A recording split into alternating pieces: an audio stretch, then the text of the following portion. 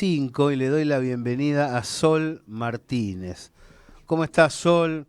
Es investigadora del Manuel Ugarte en la UNLA, analista argentina del Centro Latinoamericano de Análisis Estratégico. Y hemos leído cosas realmente valiosas y le hemos escuchado en planteos que me parece que deben ser tomados en cuenta. Bienvenida a Radiográfica, ¿cómo estás? Muchas gracias. Buenas tardes, Gabriel. Buenas tardes a todo el equipo del programa y, por supuesto, a la audiencia de Radiográfica de la que soy parte, quiero decir. Sol, ¿por qué el pensamiento nacional? A ver, si vos tuvieras que comunicarte con gente interesada en la vida política, pero no muy adepta a leer autores locales ni autores que estén relacionados con el forjismo y con el pensamiento direccionado desde el sur, ¿por qué valdría la pena aproximarse a ellos? Yo creo que más allá de las transformaciones rotundas y profundísimas, ¿no? de la realidad internacional, de la realidad en la que vivimos entre el siglo en el que florece el pensamiento nacional latinoamericano y el siglo que acontece, tiene que ver con que justamente este modo de pensar se remite a un tiempo, a un lugar y a un pueblo que es el nuestro, que es el latinoamericano, que está balcanizado y que está fragmentado, bueno, porque en algún punto fracasamos o no pudimos concretar la patria grande, pero, pero continuamos en una situación de colonización cultural y epistemológica bastante grande, ¿no? Y eso también remite a la dificultad para transformar la realidad, la nuestra, ¿no? En beneficio de las mayorías. Entonces, si uno piensa en el pensamiento nacional latinoamericano con esa dimensión, eh, piensa en un armamento teórico fundamental para entender qué nos pasa, quiénes somos, a dónde queremos ir también, ¿no? Porque nos remite a una unidad de destino que está en permanente construcción. Eh, y entonces se reactualiza En permanentemente ese, esa en ese necesidad marco, de pensarnos desde aquí. en ese marco, creo que vale la pena señalar que desde ya los ciclos de orientación liberal, antinacional, con los medios concentrados, son muy bien aprovechados por sus beneficiarios, pero los periodos nacional populares no se han caracterizado por insertar este pensamiento dentro de la comunidad. La sensación es que en aulas y en medios de comunicación escasea esta mirada forjista, escasea un pensamiento que surja de la matriz profunda argentina. ¿A qué se debe eso?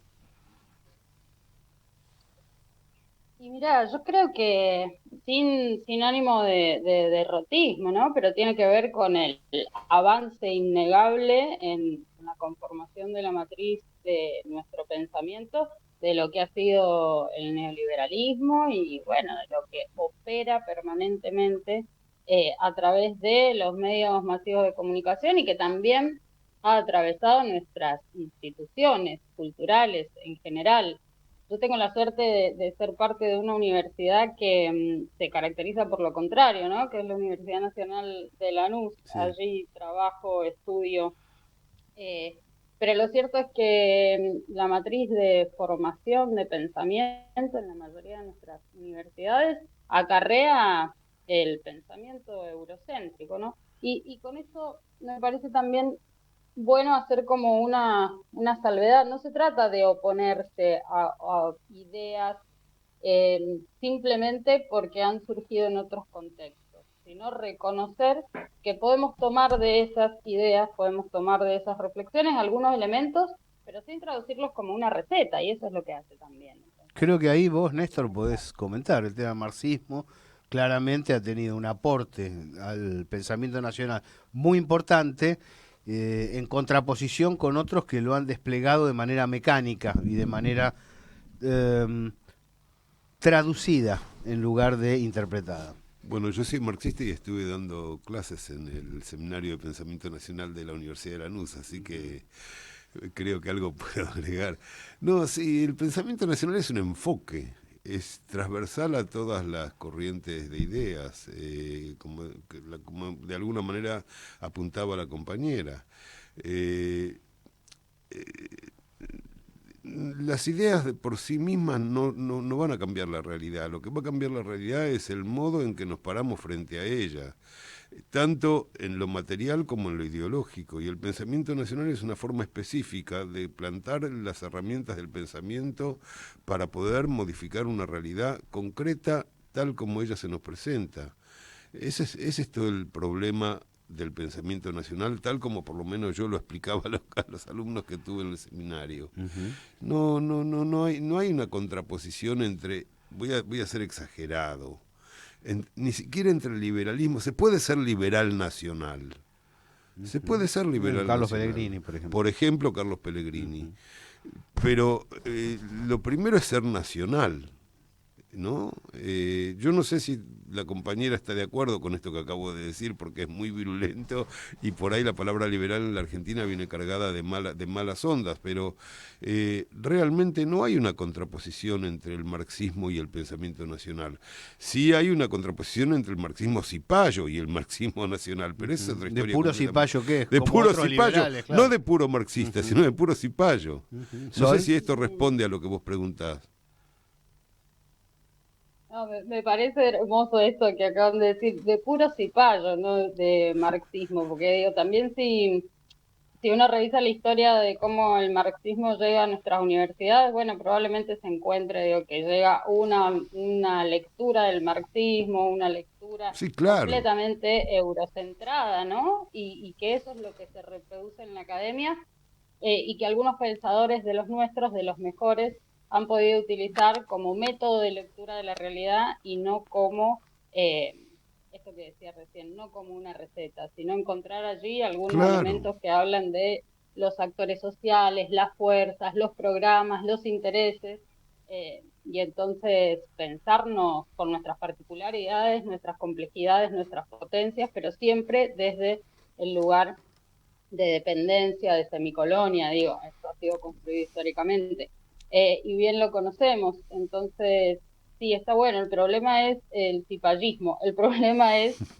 alejarnos de la concepción de la necesidad de una organización nacional y de la solidaridad social que de ello se desprende, porque, bueno, allí reside la posibilidad de hacernos cargo y protagonistas de un destino que es propio y que debemos poder construir en el mejor de los casos, por supuesto, comprendiéndonos dentro de eh, una realidad regional que además cada vez se complejiza más, ¿no? Y que sin embargo nos mantiene con problemas comunes a lo largo de la historia, esta situación de dependencia y de semicolonialidad.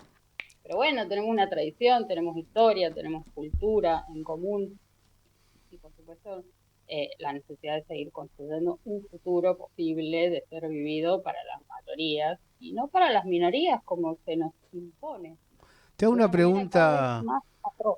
una pregunta práctica, para no olvidar la transmisión de conocimientos en términos concretos, ¿no? La expansión plena de las redes afectan un desarrollo para el pensamiento nacional, tomando en cuenta que para estos temas que estamos charlando, en algún momento del día hay que sentarse y leer un poco. Es decir, tampoco es que podés comprar un chip, te lo podés poner en la oreja y aparece lo que otro leyó en tu cabeza. Si no lo lees vos, no lo va a conocer otra persona. ¿Las redes dificultan esta transmisión? ¿La aceleran? ¿La facilitan? ¿La complican? ¿Cómo lo ves?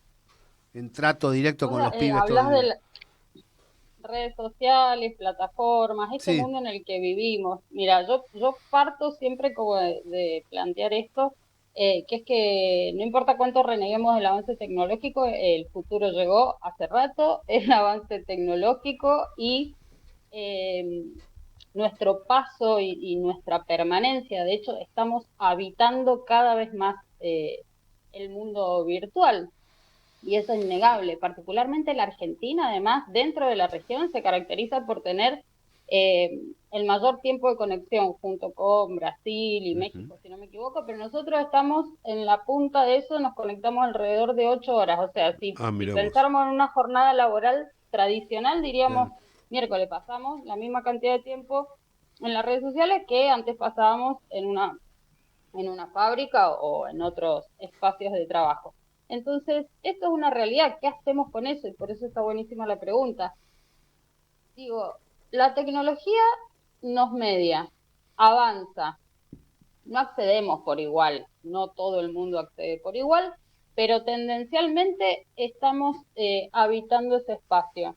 Entonces, el problema no debería ser el espacio, sino los contenidos que allí recorren, Ujú. ¿no? Y es cierto que el espacio virtual se caracteriza por la inmediatez y por la sobreabundancia de información, y eso, sin ninguna duda, dificulta el tiempo de reflexión crítica. Pero si se trabaja sobre esa capacidad humana de reflexión crítica, eh, probablemente entonces tenemos que preguntarnos mucho por lo que allí circula, ¿no? Y preocuparnos también porque circule el pensamiento nacional latinoamericano, porque circule al menos la pregunta en torno a nuestros intereses y en torno a la necesidad de organización en defensa de esos intereses, como otras, ¿no? Porque el mundo está en un tránsito virulento y bueno, estamos viviendo mucho tiempo allí. ¿Qué hacemos allí? Es la pregunta. Hay Y quienes, demanda creatividad, por supuesto. hay quienes piensan, Solange, que el problema es que la batalla estaría perdida de antemano porque la sobreabundancia de contenidos ajenos a nuestra manera de ver el mundo, del campo nacional, es tan abrumadora que no hay manera de vencer. ¿Vos creés que realmente esto es verdad o pensás que eso se puede combatir? No, yo siempre creo, estoy convencidísima de la posibilidad de construir el futuro, digo, porque también parte de lo que implica, me parece, la derrota cultural sobre nuestro ser social, tiene que ver con esto de creernos siempre, siempre atados de mano, ¿no? La historia nos demuestra todo lo contrario, nunca, jamás en la historia ha sido sencillo disputar, disputar el poder, disputar el futuro. Siempre nos hemos enfrentado a un amigo, a un enemigo, perdón, enorme y con muchos más recursos que el campo del pueblo. Y sin embargo, hemos tenido victorias y entonces ahora cambian los medios, cambian las mediaciones, hay un mundo que está floreciendo y que tiene que ver con este mundo digital y tecnológico, pero sin embargo es la potencia humana la que ha desarrollado hasta aquí esa tecnología.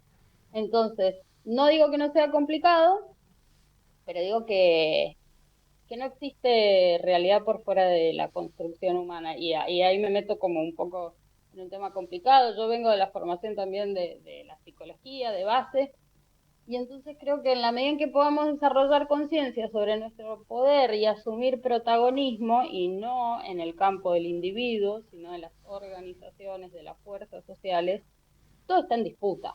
Todo está en disputa, no está el final cerrado para nada. Yo quisiera hacer una observación que me veo como obligado a hacerla para, en tanto populista, no sentirme demagogo, ¿no? Y es decirle a los amigos que está bueno trabajar sobre la síntesis, sobre la difusión rápida y sobre las redes, pero que una frase de Jaureche no releva la obra de Jaureche. Hay un tema mental donde se invierten los términos, donde se cambia la filosofía y se entiende en profundidad el hecho, el movimiento que se está analizando.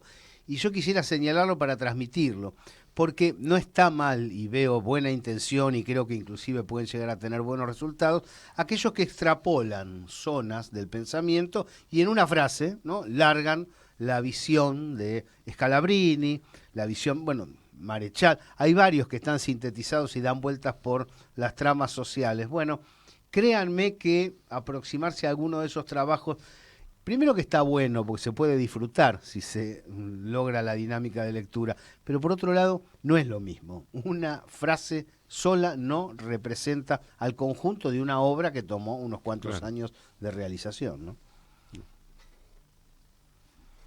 Yo sé que es antipopular decir esto, pero me parece necesario y sincero plantearlo, ¿no? Yo yo estoy completamente de acuerdo con vos, Gabriel. El tema, es